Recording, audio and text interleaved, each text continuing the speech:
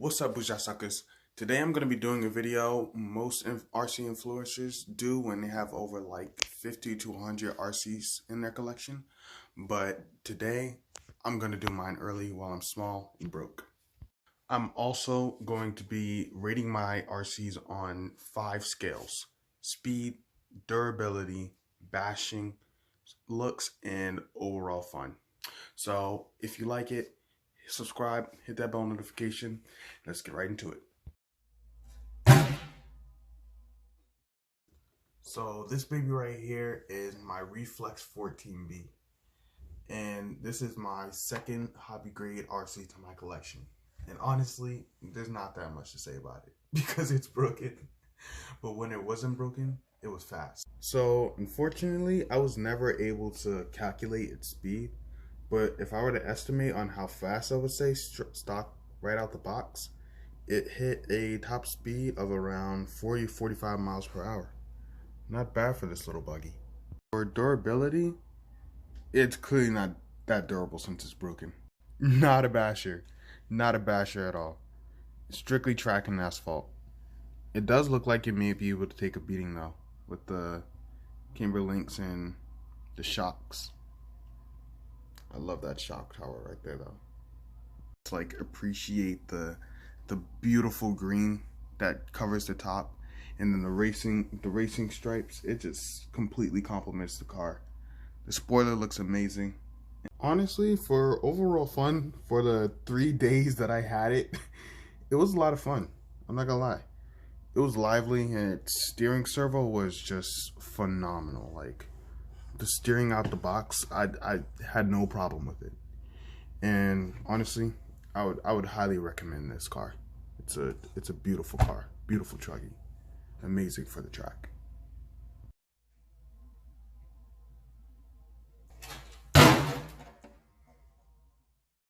So this bad boy is the Ecx Amp, and honestly, there's no better RC starter car than this thing right here.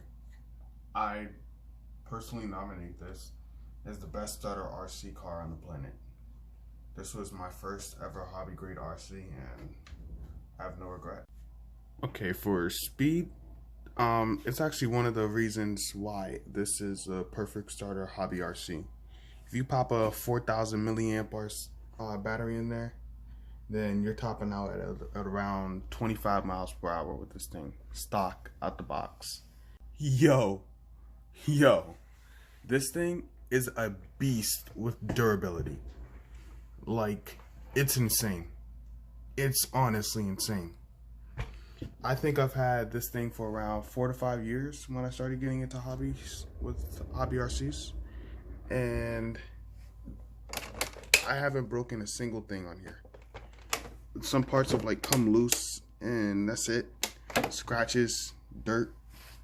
But honestly, other than the few chip parts on the body, I haven't broken anything. For bashing, even without reinforcements or upgrades, the car, it only has around like 5 small cracks, and I've given this thing hell. Tires are in amazing condition, and I haven't had a problem with the gearing. The servo, it did go back pretty fast though, so gotta replace that. But it's not dead, just sucks. For looks, I'm honestly not that big of a fan.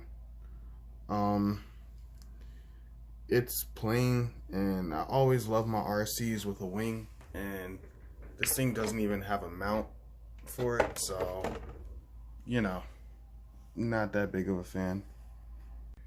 Overall fun, for someone who tinkers with 70 to 80 mile per hour cars, the RC Amp, it still finds a way to interest me even today. So here we have a Redcap Piranha, and the Redcap Piranha is kind of honestly like the rival of the Ecx Amp. It's faster, weaker, more fun. It has its pros and cons when it comes to this car, and it's honestly kind of fun to compare the two. So for speed, like the amp, it's not very fast. With around a 4,000 milliamp battery, it probably tops out at around 28 miles per hour, like 3 miles per hour faster than the Ecx Amp. So for durability, I'm on the 50-50 side of it. It's honestly not that durable, like for real. When I was bashing it in the snow, and it was like really icy, it was breaking left and right. There used to be a bumper there, and now there's not. I had to weld this on because the previous body holder, it broke, and the rear wing mount, it snapped, and plus the rear wing is plastic. Like, come on, bro. And it was honestly from like 5 feet jumps into ice. Like, come on. Bashing, very fun to bash, not durable enough to bash. Now for looks, I am on the complete opposite side of that. Like, what a beautiful body. I love the way the headlights just slide across the body, and it just smiles from ear to ear, and then it goes into a bumped windshield, and then the blue on the body is just what tops it all off. What a beautiful body.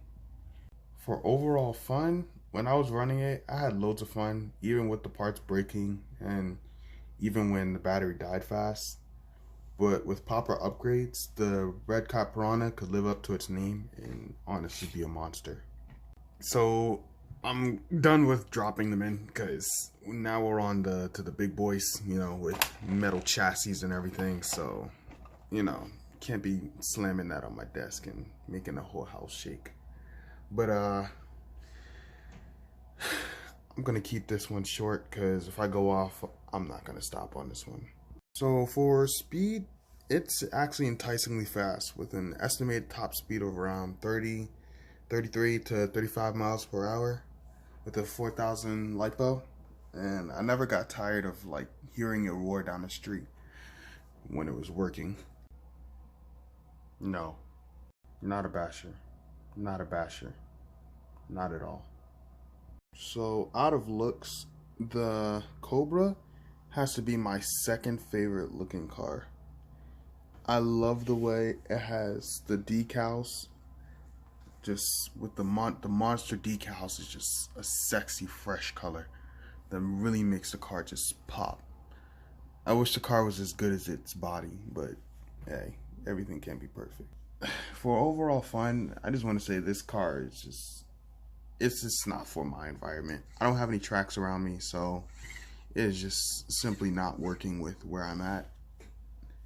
And I spent more time with this thing in the shop trying to fix it up and trying to get all the screws in right than actually having fun with it. So overall fun, just bad. It was so bad. Sorry, no more drop scenes. They're just too heavy at this point. This is the JLB Racing Cheetah, and it is worth every dime. Every dime. So for the JLB's speed, it's just passing expectations.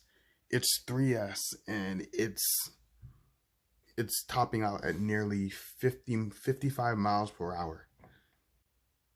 So right beneath my amp, this is a god of a car. It's broken the least amount of parts out of all my RCs, and well, right beneath the amp, of course. And it's so tough. So for looks, one of the reasons it's tied with the Creighton is because of its looks. The multiple choice bodies for my JLB to look at, it's just amazing. I love the spoiler. I could look at it all day. It captures my eye 24/7. And it honestly, it's just an amazing car. And I can show you the other body. 3, 2, 1. Boom. Sexy, right? Yeah, I know. I love this body too. For bashing, once again, it's an amazing basher car. It's very durable, and it takes a lot. So it even one-ups on the Typhon 6S for bashing. JLB is again tied with the Creighton in terms of fun. To doing jaw-dropping backflips, to wheelies, to the roaring of the engine down the street, probably annoying my neighbors, to tanking drops from dirt mounds. There's honestly nothing I don't think it can do. And I don't think any RC can top it for now.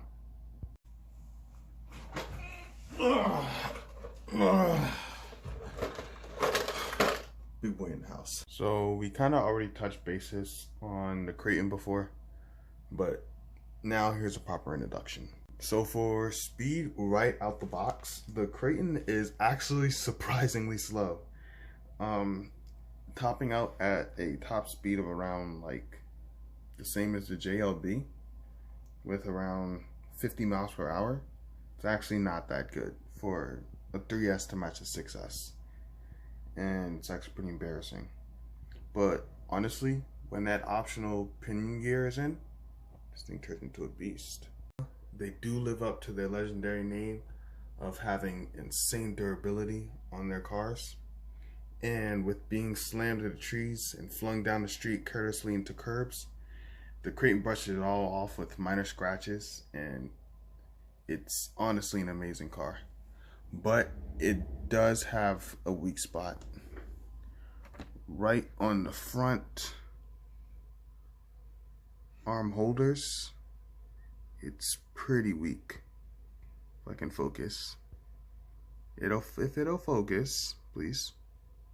Thank you. So, it's pretty hard to tell. But down there, in the dark spot, dark deep, it breaks pretty easily. So, weak spot. And the shock tower, it actually bent, I think on the 3rd time I ran it. So, weak shock tower. But everything else, pretty durable. If my phone will focus. Thank you. So for looks, honestly, it'll capture anyone's eye. Even with people who don't associate themselves with the hobby, I know they'll look at this thing and be like, wow, what a beautiful monster that is. For overall fun, the Creighton is the king of fun because it can do it all. Flipping, wheelies, drifting, just a little. It ain't the Drift King. And blistering speed with the pinion gear, it really proves why it's top 3 on the planet of most recommended cars. Love this thing. This sexy beast right here is my final RC, my most recent one. And it is the Typhon 6S.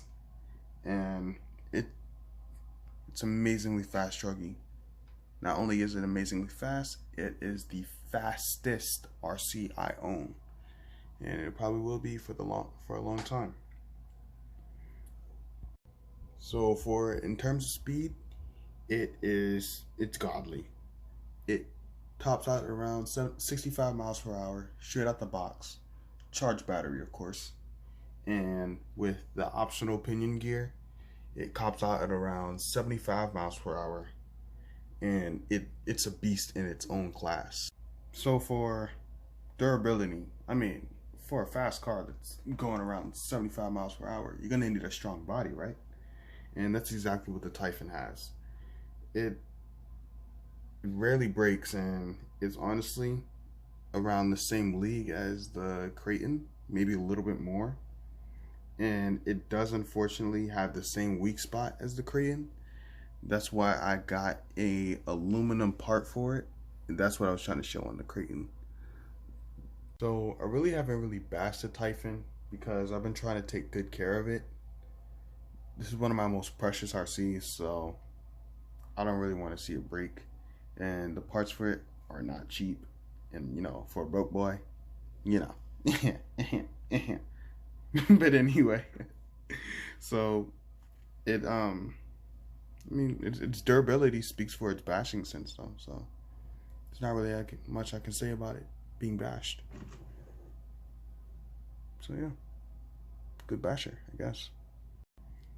In terms of looks, it's honestly not that bad of a looking RC.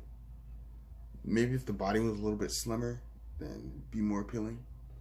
I do love this part right now. It looks like one of those crustaceans that you find at the bottom of the sea. And the way it just scales down is just, it's so appealing. And then you can tell it's just meant for aerodynamics. Aerodynamic body. I do have a problem with the wheels though. I don't like the stock wheels. They're ugly and they're just not appealing at all. And when I was running it out the box, it was so easy to flip over. It's just, yeah. But other than that, literally other than the wheels, every other part is just absolutely phenomenal. It's terrible at flipping, drifting, and you know, backflips and everything. It's not the car for that, as you can tell. But it's still a car that will brighten up anyone's day, even if they're not inside the hobby or if they're just watching from the side. I hope you enjoyed today's video. That was my RC collection.